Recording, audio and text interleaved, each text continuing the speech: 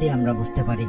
আমি পুরো জীবনে কত টাকা আয় করব সেটা লিখিত, কে আমার জীবন সঙ্গী হবে সেটা লিখিত, কবে কোথায় মারা যাব সেটা লিখিত।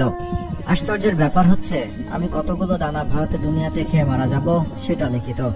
একটি দানাও কম না, একটিও বেশি না।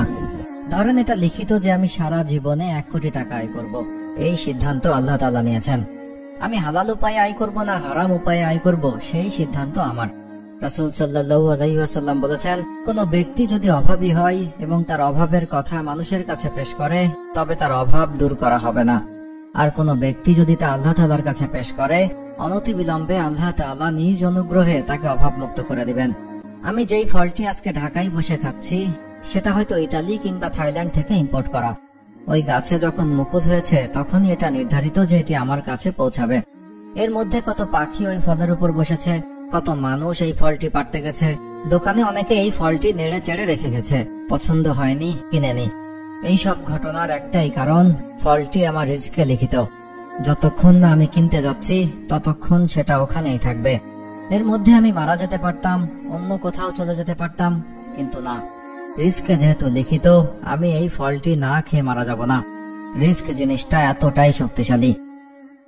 ويرزقه من حيث لا يحتسب ومن يتوكل على الله فهو حسبه إن الله بالغ أمره قد جعل الله لكل شيء قدرا। কোথা থেকে কার রিস্ক কিভাবে আসবে, কার রিস্ক কোথায় লেখা আছে আমরা কেউ জানি না। ধরুন যে আত্মীয় কিংবা বন্ধু বান্ধব আমার বাসায় আসছে, সে আসলে আমার খাবার খাচ্ছে না, এটা তারই রিস্ক।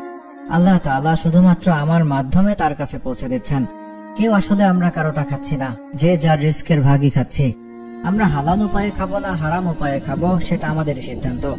হতে পারে এর মধ্যে আমাদের জন্য মঙ্গল রয়েছে, আবার এটাও হতে পারে এর মাধ্যমেই আমাদের রিস্ক প্রশস্ত হবে।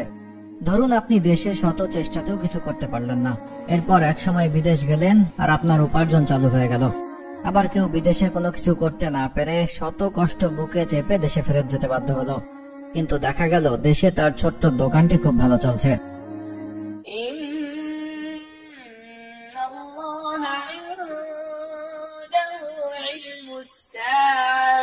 وينزل الغيث ويعلم ما في الأرحام وما تدري نفس